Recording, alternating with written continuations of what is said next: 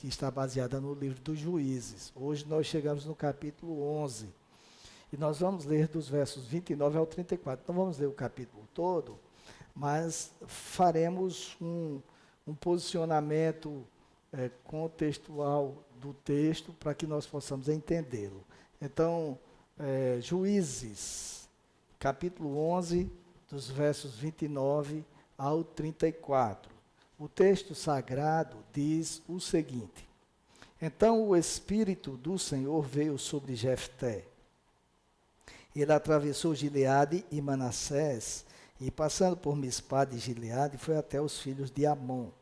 Jefté fez um voto ao Senhor, dizendo: Se, de fato, entregares os filhos de Amon nas minhas mãos, quem primeiro sair da porta da minha casa para se encontrar comigo, quando eu voltar vitorioso sobre os filhos de Amon, esse será do Senhor, e eu o oferecerei em holocausto. Assim Jefté foi de encontro aos filhos de Amon para lutar contra eles, e o Senhor os entregou nas mãos de Jefté.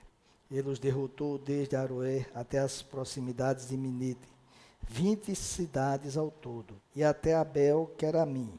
Foi uma grande derrota para os filhos de Amon, que assim foram subjugados pelos filhos de Israel. Quando Jefté voltou para sua casa, em Mispá, a filha saiu ao seu encontro, tocando tamborim e dançando. E ela era filha única. Ele não tinha outro filho, nem filha. Vamos orar mais uma vez. Pai, trata conosco neste momento, usa-nos para o louvor da Tua glória e faz o que eu não posso fazer.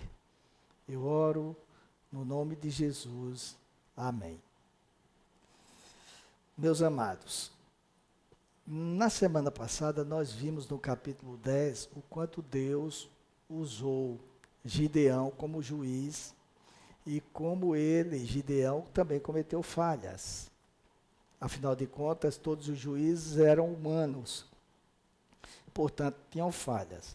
E para que nós possamos contextualizar o texto que nós lemos, nós necessitamos retornar um pouco ao capítulo 10.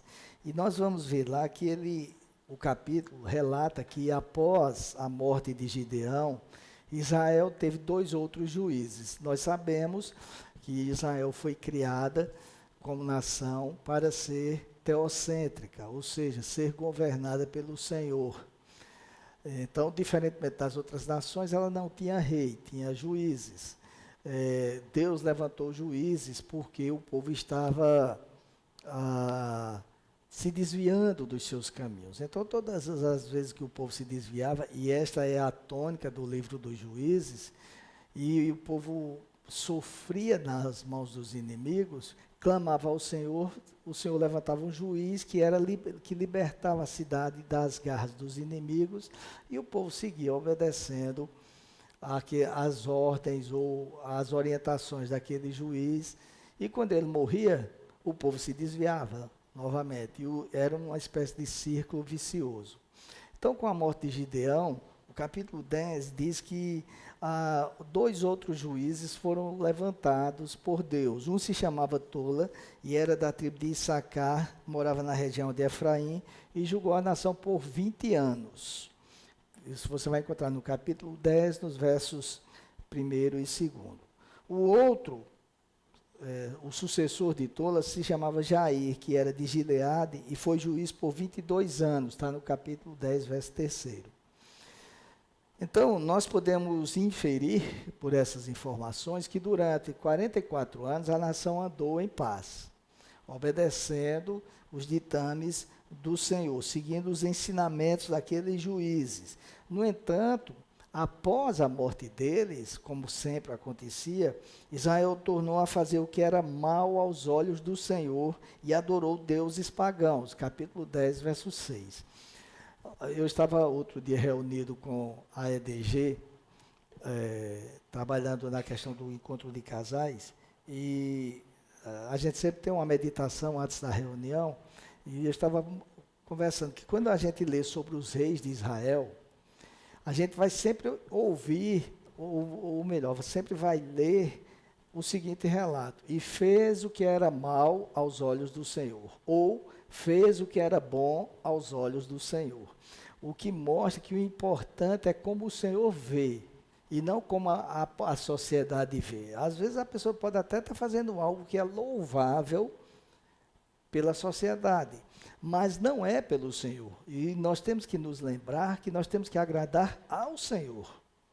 Temos que viver de acordo com a vontade dele. Então, o parâmetro é a visão que o Senhor tem sobre aquilo que está sendo feito. Não foi diferente aqui na época dos juízes. Israel, diz o texto, capítulo 10, verso 6, fez o que era mal aos olhos do Senhor e adorou deuses pagãos. Por isto, experimentou a ira do Senhor e reconheceu que pecou. Capítulo 10, verso 10. E naquela oportunidade, Deus respondeu dizendo o seguinte, e vamos ler os versos 11 a 14 do capítulo 10. Deus disse o seguinte: quando os egípcios, os amorreus, os filhos de Amon, os filisteus, os sidônios, os amalequitas e os maonitas oprimiam vocês, e vocês clamavam a mim, não é verdade que eu os livrei das mãos deles?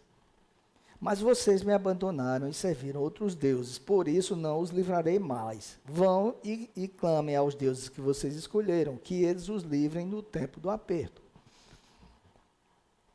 Como eu disse, era uma constante isso. A nação se desviava, sofria, clamava ao Senhor, o Senhor livrava. Se desviava, sofria, clamava ao Senhor, o Senhor livrava.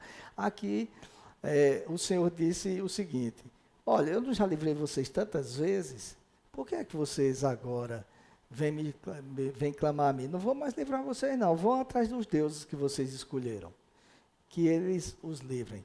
Uma doutrina que tem sido esquecida ao longo dos anos é a doutrina da ira de Deus.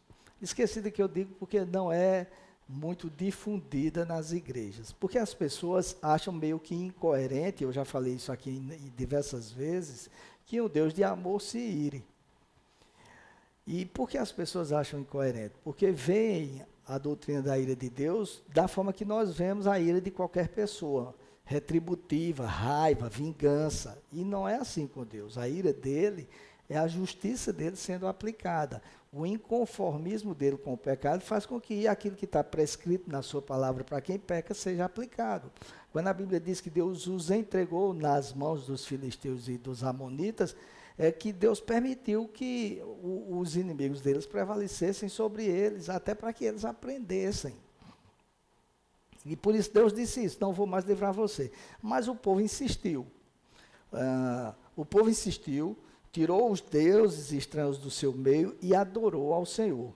Pelo que se infere, foi um arrependimento verdadeiro e eficaz. E é interessante que o versículo 16 do capítulo 10 relata que Deus já não pôde reter a sua compaixão diante da desgraça de Israel. Pois bem, queridos, após este episódio, os amonitas acamparam em Gileade e os israelitas acamparam do outro lado, de frente, para se enfrentarem. E neste momento surgiu o personagem que está no texto que nós lemos inicialmente. Jefté. Jefté era um homem, filho de Gileade. Gileade tinha esse nome porque ele era daquela região de Gileade. E muitas vezes os nomes eram colocados assim, como acontece muitas vezes aqui no Nordeste, né? Fulano de Boa Vista, Beltrano de Puxinanã. Às vezes as pessoas ligam o nome à localidade. E Gileade tinha esse nome porque era de Gileade. Gileade era o pai de Jefté. E a Bíblia diz que ele, Jefté, era valente, e que os filhos da esposa de Gileade o expulsaram, porque Gileade teve vários filhos com a esposa e depois se envolveu com uma prostituta, e dessa prostituta nasceu um filho chamado Jefté. O que é que os filhos legítimos dele fizeram com aquele bastardo? Expulsaram ele do meio deles, porque não queriam que ele herdasse. Não queriam que ele tivesse parte na herança que o Gileade iria deixar para eles. Aí ele fugiu da presença dos irmãos e se aliou com alguns homens, diz o texto, sem valor. alguns malfeitores. Ocorre que, como eu falei para vocês, houve um momento em que ficou, de um lado, os filhos de Amon, os amonitas, e do outro, os filhos de Israel, os israelitas. E aí, os anciãos de Israel perceberam que não tinham quem liderasse eles na batalha. O que é que eles fizeram? Jefté era um homem valente, então foram chamá-lo para que ele viesse comandar o exército. E ele disse, eu só irei se vocês permitirem que eu governe sobre vocês. E quando nós lemos isso, nós somos tentados a comparar Jefté com Abimeleque, que nós vimos na semana passada. Abimeleque foi um homem que também era um filho bastardo, que foi filho de Gideão, e que após a morte de Gideão, ele tinha o desejo também de reinar, de governar.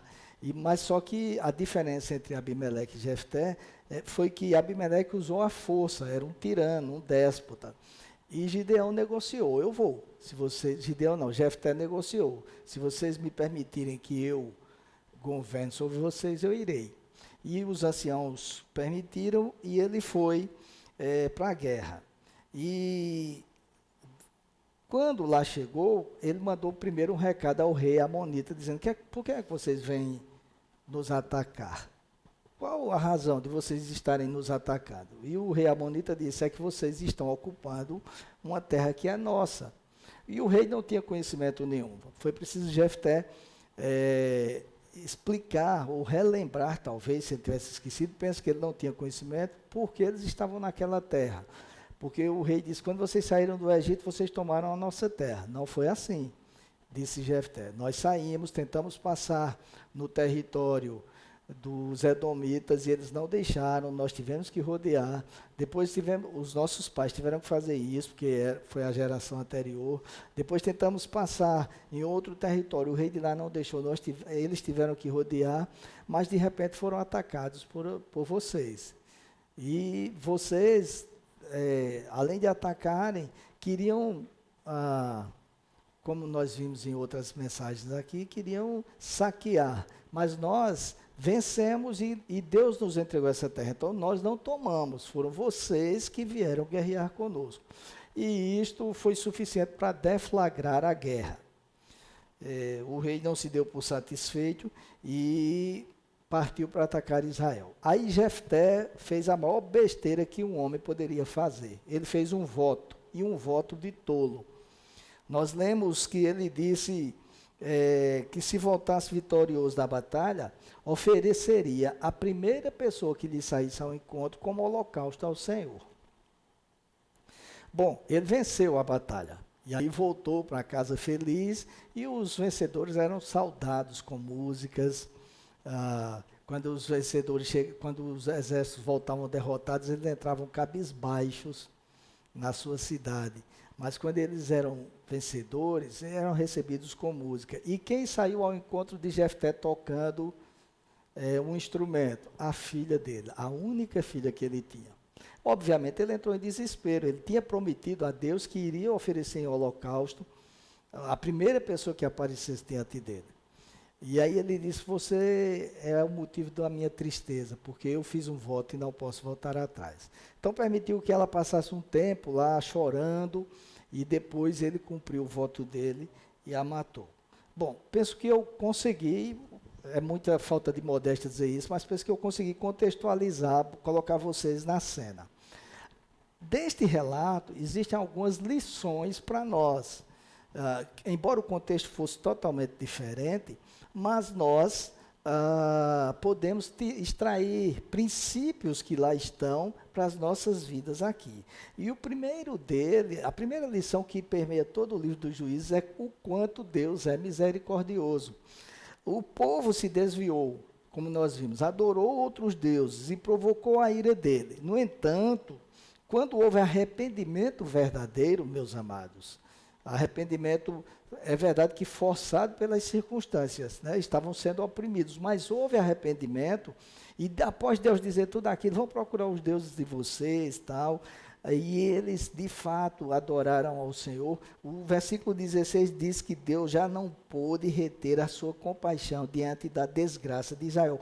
Quanta misericórdia, meus amados. Porque se fosse qualquer um de nós se virem, eu sou tentado a dizer o que o pastor Manuel fala sobre a botânica, mas eu não vou dizer não, que todo mundo aqui já sabe o que é, né? Aquele negócio que tiram lascas das árvores, pronto. Tiram lascas das árvores, a palavra lascar tem a ver com aquilo lá, e não é um palavrão como as pessoas pensam. Então, pronto, você já sabe o que é que eu estaria tentado a dizer a eles, não é? Deus é tão misericordioso que as pessoas ferem Ele constantemente com as suas atitudes pecaminosas, mas Ele perdoa instantaneamente. E quando as pessoas se arrependem de verdade, ele já não é que ele não quer, ele não pode, porque faz parte do caráter dele, é um dos atributos dele, a misericórdia. E o autor do livro dos Juízes não diz assim, Deus não quis, diz assim, ele não pôde reter a sua compaixão diante da desgraça de Israel. Então, obviamente que ele não iria deixar de aplicar aquilo que o povo merecia, porque a Bíblia também diz que isto é justiça, que o que o homem semear, isto também se fará. E o povo estava oprimido porque estava colhendo o que plantou, estava escravizado pelos inimigos porque havia plantado aquilo. E toda vez que nós plantamos algo, obviamente nós vamos colher. Se plantamos coisas boas, colhemos coisas boas. Se plantamos coisas más, colhemos coisas más. E andar distante do Senhor, dos caminhos do Senhor, é plantar coisas ruins. Agora, isto não quer dizer que Deus não perdoe. Ele perdoa sim, porque, como eu disse, faz parte do caráter dele a misericórdia, que ele compartilhou com cada um de nós, para que nós também sejamos misericordiosos com os demais. Jesus, quando contou a parábola do credor incompassivo, estava falando sobre isso. O credor recebeu o perdão do rei porque tinha uma dívida que seria impagável. Pouco depois ele se encontrou com alguém de quem ele era credor e não perdoou esse alguém por uma dívida muito menor. E aí o que Jesus estava dizendo é assim, do jeito que Deus é misericordioso, que a dívida de vocês é impagável, sim, a dívida que cada um de nós temos aqui para com Deus, não conseguimos pagar jamais. Todos pecaram e destituídos estão da glória de Deus. Perdição para todos, e não há como pagar, porque somente com sangue a remissão de pecados, e sangue de alguém perfeito, e nenhum de nós é perfeito. E aí Deus resolveu, por sua misericórdia, nos resgatar, e Jesus pagou a conta por nós. E fez com que nós pudéssemos estar aqui nesta noite. Agora há pouco, antes de começar o culto, estávamos reunidos, a equipe, louvor, professores, tal, e estávamos conversando sobre isso. Se não fosse a misericórdia de Deus, onde estaríamos nós neste momento? O que não estaríamos fazendo nós? Porque nós estamos aqui somente por causa da graça e misericórdia de Deus que nos alcançou, nos convenceu do pecado, da justiça e do juízo, nos amou primeiro. E ele já naquela época mostrava essa misericórdia, mostra hoje e vai continuar mostrando sempre, porque ele não pode negar isto, faz parte do caráter dele. A segunda inferência que fazemos do texto é que, mesmo sendo misericordioso, o Senhor só age quando há arrependimento.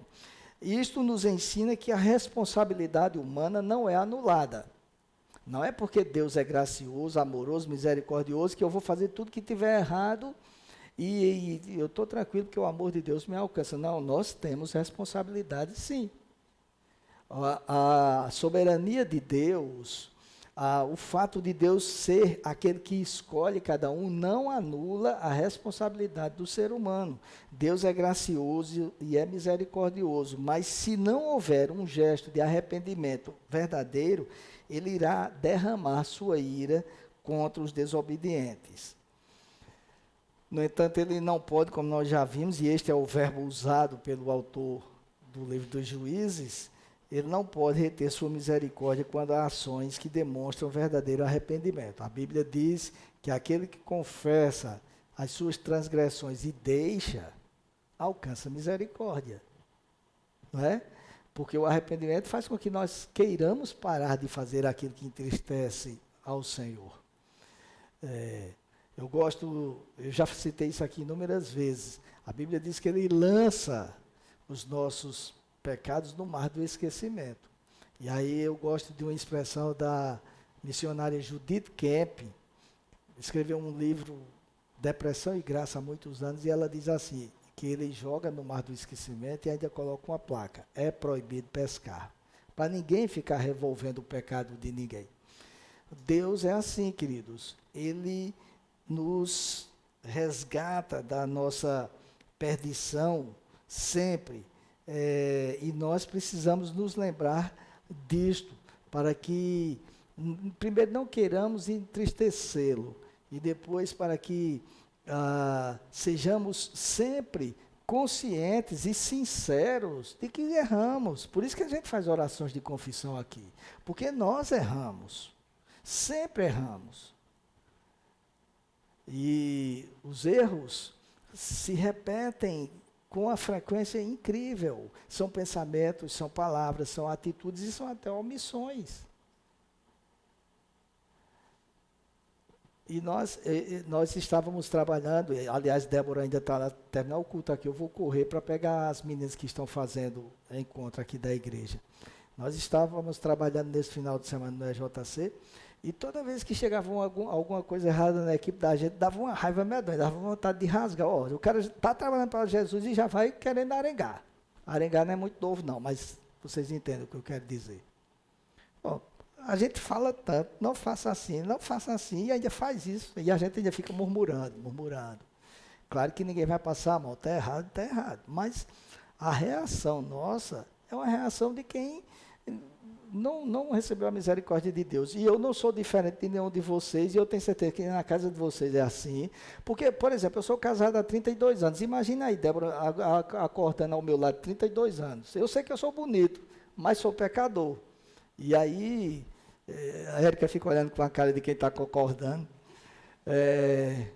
Sou pecador. E todo dia você vai fazer uma raiva, vai fazer algo que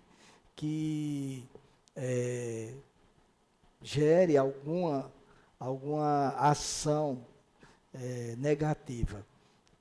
Os irmãos fazem isso com os irmãos, cônjuges fazem isso, filhos com pais, porque nos conhecemos e somos assim. Não quer dizer que vive em pé de guerra, mas quer dizer que nós erramos sempre, em todos os momentos. No trabalho é assim, na igreja é assim, em todos os lugares. Então, nós precisamos lembrar que para alcançar a misericórdia, nós temos que nos conscientizar e ser sinceros diante do Senhor. Não é, Senhor, se por acaso eu fiz alguma coisa que te feriu, por acaso, nós fazemos, sempre. Em terceiro lugar, queridos, nós aprendemos com Jefté que não devemos tomar decisões no calor da emoção, decisões assodadas. Jefté agiu pressionado pelo momento e fez um voto, como eu disse, de tolo. Ele prometeu oferecer a Deus em holocausto a primeira pessoa, como eu já falei aqui, que aparecesse a ele. E após a vitória conquistada, ele passou pelo que eu já falei aqui. Ou seja, ele não pensou nas consequências, foi um voto inconsequente. E quando essas consequências vieram, ele não pôde se esquivar de cumprir sua promessa. Muitas vezes nós sofremos no dia a dia porque tomamos decisões à revelia da vontade de Deus e baseados única e exclusivamente na nossa vontade. Sobretudo quando estamos pressionados. Nós achamos que não há tempo. Quando nós nos colocamos numa sinuca de bico, eu não jogo sinuca porque não sei, não é porque não gostasse de brincar com as pessoas. Mas a expressão sinuca de bico é quando alguém fica colocado numa posição que não tem como sair dela, né? Muitas vezes a vida nos reserva situações assim, situações que nos deixam sem saída. Um exemplo disto, hoje no culto às 10h30 eu lembrei disso, um exemplo disso foi Moisés, quando saiu do Egito. De repente, ele encontrou à sua frente o Mar Vermelho e atrás o exército de Faraó. Não tinha o que fazer. E aí, a única solução seria clamar ao Senhor, porque mesmo quando parece que não temos tempo, nós temos que esperar pela ação do Senhor. Alguém que sofreu porque não soube esperar o momento do Senhor foi o rei Saul, o primeiro rei de Israel. De repente ele se encontrou com os filisteus que ameaçaram atacá-lo e Samuel, o último juiz, havia dito: não ofereça nada ao holocausto, aguarde 7 dias que eu vou chegar. E aí de repente ele olhou, está o exército na frente dele, Samuel não chega, então ele fez o que ele não podia fazer. Ele foi oferecer os sacrifícios ao Senhor. Perdeu o reino, foi rejeitado por Deus porque não soube esperar. Eu quero que vocês assimilem uma coisa: Deus nunca se atrasa, Ele age no tempo dele. Sempre no tempo dele. Nós é que precisamos aprender a esperar por Ele e aprender a tomar decisões consultando Ele, baseados na palavra dele, porque Ele de fato não tarda. Aí esse ditado popular que diz Deus tarda, mas não falha, é um ditado equivocado. Deus não tarda, Ele age no tempo dele, porque o Eclesiastes diz que tudo há um tempo debaixo do sol. Para tudo há tempo. E Deus sabe qual é esse tempo. Por fim, mas não menos importante, é que nós podemos inferir do texto que a convivência com o que Deus abomina leva às práticas abomináveis. O voto que Jefté fez era uma prática dos adoradores de deuses pagãos. Nós vimos na primeira mensagem desta série, lá, acho que há quase 2 meses, que no capítulo 1 do livro dos Juízes consta que Israel não expulsou da terra prometida muitas daquelas populações que moravam lá. Muitos dos povos, amonitas, recabitas, enfim, os que estavam lá, não expulsou e ficou convivendo com eles, fazendo-os de escravos, para que eles tivessem trabalhos forçados. E isto fez com que Israel convivesse com as crenças daquele povo, com a cultura daquele povo. E Jefté, embora soubesse do que dizia o Pentateuco, a Torá, os livros da lei, tanto que mandou um recado para o rei amonita contando a história, como tudo aconteceu, mas esqueceu de uma proibição que Deus havia feito. Em Deuteronômio capítulo 12, versos 30 e 31, Deus disse o seguinte: cuidem para que vocês não caiam na cilada de imitar essas nações depois que elas foram eliminadas de diante de vocês. Não procurem saber a respeito dos deuses dessas nações, dizendo: assim como essas nações serviram os seus deuses, também nós queremos fazer. Não é assim que vocês devem adorar o Senhor, seu Deus, porque eles adoram os seus deuses, fazendo tudo o que é abominável ao Senhor e que Ele odeia. Até seus filhos e suas filhas, eles queimaram aos seus deuses. Então vejam, Deus não aceitava essa questão de holocaustos, oferecimento de pessoas. Isso era uma prática dos deuses pagãos, dos povos que serviam a deuses pagãos. Mas, apesar de saber, de ter conhecimento dessa proibição, Jefté agiu de acordo com os povos daquela terra e colheu os frutos negativos de suas ações. Ele assimilou as crenças deles, a cultura deles. Não foi à toa que o apóstolo Paulo, quando escreveu a carta aos Romanos, no capítulo 12, verso 2, disse: não vivam conforme os padrões deste mundo, mas deixem que Deus os transforme pela renovação da mente, para que possam experimentar qual é a boa, agradável e perfeita vontade de Deus. Uma outra tradução diz assim: transformai-vos pela renovação da vossa mente. Seja esta que nós lemos, deixe que Deus o transforme. Seja transformai-vos, a gente vê que aqui tem a responsabilidade humana de querer e fazer por ela a transformação ocorrer. Deus é quem faz, mas nós, diz o texto, devemos deixar. E por isso que há tantas colheitas indesejadas. Nós devemos estar sempre vigilantes para que não incorramos no erro de assimilarmos práticas vedadas por Deus. Nós devemos ter o cuidado e estar vigilantes, porque essas práticas podem nos levar a colher frutos desagradáveis e, sobretudo, o pior de tudo, ferir a santidade do Senhor. Deus nos alcançou, foi misericordioso conosco, nos perdoa sempre que perdoamos. Como diria C.S. Lewis, ele não está preocupado com a sua reputação, ele está preocupado conosco e quer o nosso bem, e por isso que o apóstolo Paulo disse, deixem-se transformar para que vocês conheçam a boa e agradável vontade do Senhor. É isto que ele quer. Agora nós temos a nossa responsabilidade e precisamos ser vigilantes. Nós não podemos esquecer, amados, como eu disse agora há pouco, que se não fosse Deus misericordioso, gracioso, amoroso, nos resgatando das garras do inimigo, nós estaríamos perdidos. Nós não estaríamos aqui nesta noite. Talvez estivéssemos agora curtindo os resultados de uma noitada exagerada do sábado para o domingo, ou coisas do tipo, ou até já mortos. Deus é que nos poupa de tudo isto. E por isso é que nós devemos ser vigilantes e procurar viver agradando Ele, cuidando para que não assimilemos a cultura do mundo. Não quer dizer isolarmos-nos, até porque não há como, mas nós temos que fazer a diferença. Ou seja, somos nós que devemos influenciar positivamente e não ser influenciados, porque isto traz prejuízos para o reino de Deus e, sobretudo, para as nossas vidas. E que Ele tenha misericórdia de nós e nos ajude a não incorrer mais nesses erros. Vamos orar? Pai, no nome do Senhor Jesus, nós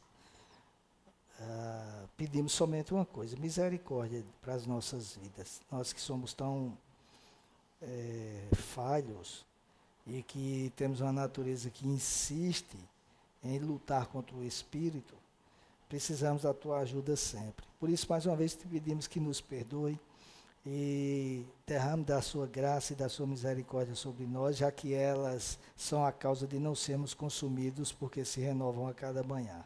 Obrigado, pois, pelo Teu cuidado. Nós oramos com gratidão no nome de Jesus. Amém.